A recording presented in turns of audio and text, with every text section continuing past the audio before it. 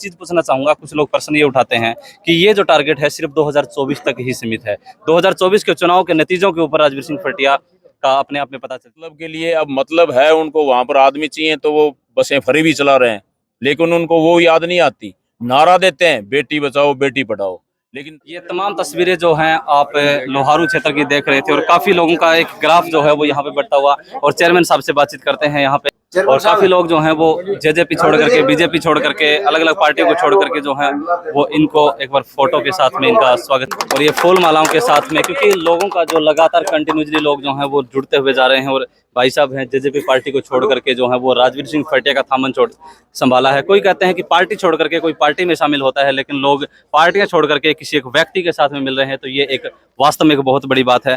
भाई साहब राम राम। राम राम। राजवीर सिंह फटिया के साथ जुड़े हैं, ना कि किसी अलग पार्टी के साथ में। कोई पार्टी के मंच के ऊपर जाकर के अपने आप को बोलता है कि मैं इस पार्टी का इतना बड़ा नेता था, इतना बड़े पद पे था।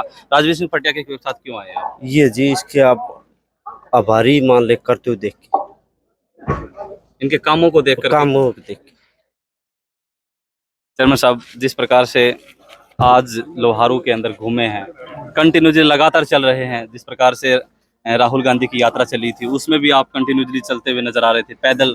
तो जिस प्रकार से लगातार जो अभी चुनाव माहौल देखो काफी लंबा है, लेकिन फिर भी इस तरीके का एक बुलाव के ऊपर लोग जो हैं वो खड़े हो जाते हैं, क्या कहना चाहेंगे इसके बारे में? सबसे पहले तो आपके चैनल को रोहित भाई, आप देख ही रहे हो, एक से मान लो बढ़ करके जो भी कार्यक्रम होता है आज, चाहे वो किसी गांव में था, आज लोहारू में था।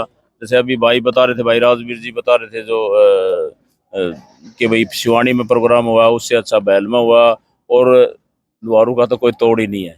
तो ये जो कार्यक्रम है, और जिस तरह के आप देख रहे थे कि हमारे जो बाहर से आए हुए हैं, जजर से आए हुए हैं, और उनके मुख से आप शब्द सुन रहे थे, ये शब्द शायद किसी को मेरे ख्याल से तो मिलने वाले नहीं है। और ये जब निकलते हैं, जब इनकी जो जितने भी यहाँ पर लोग आए हुए हैं वो मन से आए हुए हैं। किस टाइम 9 बजे यहाँ पर लोग आए थे, और तकरीबन अब क्या टाइम हो गया, 2:30 बज गया, 2:30 और 3, 5.5-6 घंटे इनको लगातार यहाँ पर हो गए। और फिर भी किस तरह से मान लो जाने का नाम नहीं ले रहे, और मेरे ख्याल से मेरे को पहले निकलना पड़ेगा, ये बाद में जाएंगे। और लोग आप देखते हो, जब रैलियां होती हैं, शुरुआत होती है 12 बजे शुरू होगी, 1 बजे लोग वापिस आना शुरू हो जाते हैं, और पूरी मंडी देख रहे हो आप, आगे तक है ना, पूरा बाजार भरा हुआ है। और इतना सम्मान मान लो हर दुकान पर, ये तो होता है ना कि भाई पूरे जो बाजार है, जो मार्केट है, उस पर कहीं तो कोई होगा, लेकिन एक आदमी के मन में भी अपने भाई के प्रति, अपने बेटे के प्रति इतना सम्मान मैंने आज तक पूरी जिंदगी में नहीं देखा, जितना सम्मान लोहारू के मेरे व्यापारी भाइयों ने जो दिया है आज।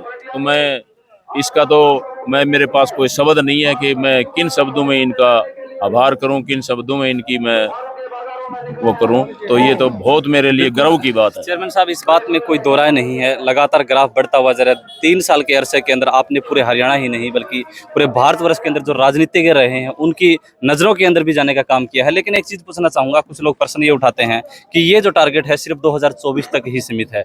2024 के चुनाव के नतीजों के ऊपर राजवीर सिंह फटिया का अपने आप में पता चल जाएगा कि कहाँ तक क्या करने वाला है। अगर इसके लिए कुर्बानी भी मेरे को देनी पड़ेगी ना, तो वो भी मैं देने के लिए तैयार हूँ। कि अगर ये हमारे सोच बदली नहीं, व्यवस्था परिवर्तन, और वो व्यवस्था ही बदलनी है, उसके बाद ये कोई कहने वाला नहीं मिलेगा कि हमने विधायक बनाया और वो बनाने के बाद चला गया। रही बात कि भाई विश्वास की, तो इनका जो विश्वास है, आज तक मैंने अपनी ज़िंदगी में अगर किसी ने मेरे ऊपर विश्वास किया है तो मैंने तोड़ने का काम नहीं किया, उसको 4 गुना बढ़ाने का काम किया है। ये मेरी कोशिश रहती है, और परमात्मा से मैं एक ही दुआ करता हूँ कि परमात्मा, अगर किसी ने मेरे ऊपर किसी भी बात पे विश्वास किया है तो वो विश्वास टूटे ना, वो उसके मैं 100% उस पर खरा उतरूँ, यही मेरी भावना रहती है। बिल्कुल, ये बातें यहाँ से निकल के आई क्योंकि किसी व्यक्ति के पास जब पावर होती है, क्योंकि ये व्यक्ति एक ऐसा व्यक्ति है जिनके पास अभी कोई भी पावर नहीं है, लेकिन उसके बावजूद भी ऐसे ऐसे कार्य जो सरकार को करने चाहिए। एक चीज़ और पूछूंगा, आज दादरी के अंदर एक मेला है जिसके अंदर बसें भर के जो है फ्री बोला गया कि फ्री बसें भर के लोगों को लेके जाया जा रहा है, लेकिन जब बच्चों की परीक्षाएं होती हैं उस समय उनके लिए फ्री व्यवस्था सरकार नहीं कर पाती है। तो यानी कि कहने का मतलब है कि अगर रुझान करवाने हो, चुनावी रुझान हो, तब फ्री सेवाएं हो जाती हैं, और बच्चों के लिए जो तरफ तरफ के पेपर देने के लिए आते हैं उनके लिए फ्री सेवाएं नहीं हो पाती हैं। और 600 बसों का बोला जाता है कि 600 बसें हरियाणा में आएंगी। आपकी बसों के ऊपर सवाल या निशान उठते हैं कि बसें चला रहे हैं तो अपने फायदे के लिए चला रहे हैं। इन बातों में क्या कहना चाहेंगे? मैं तो एक ही बात करना चाहूंगा, इसीलिए तो जो राजनीतिक जो आदमी होते हैं उनके ऊपर हमारे जो गांव के जो लोग हैं, देहात के लोग हैं, शहर के लोग हैं, उनका विश्वास उठ गया कि बोलते हैं अपने मतलब के लिए। अब मतलब है उनको, वहां पर आदमी चाहिए तो वो बसें फ्री भी चला रहे हैं, लेकिन उनको वो याद नहीं आती। नारा देते हैं बेटी बचाओ बेटी पढ़ाओ, लेकिन धरातल पे क्या है।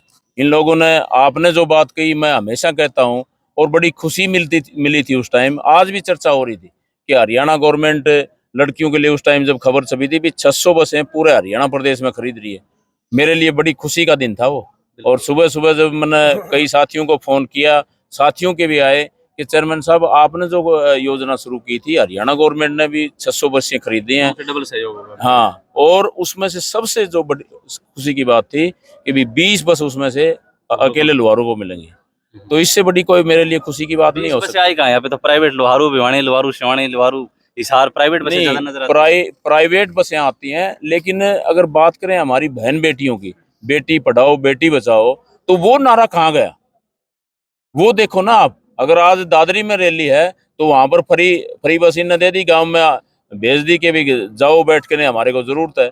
या इसका मतलब तो ये हुआ कि राजनीतिक जो है वो एक राजनीतिक सेवा भाव का माध्यम से नहीं कर रहे, उसको बिजनेस बना रहे हैं, उसको अपना बिजनेस बना करके और उसका सौदाबाजी आगे जो लोग करते हैं। तो इससे मैं समझता हूं कि आज देश का युवा पढ़ा लिखा और जागृत हो गया है, और आने वाला जो समय होगा, और हमने ये शुरुआत जो हल्का लोहारू से हो रही है, चाहे वो कितना भी बड़े से बड़ा राजनीतिक आदमी हो, अगर वो बुरा है और वो चाहे किसी भी पार्टी में है, मैं उसकी बुराई करने में हिचकता नहीं हूँ। चाहे मेरे को कितना भी नुकसान उठाना पड़े, उसका नफा नुकसान वो मैं परवाह नहीं करता।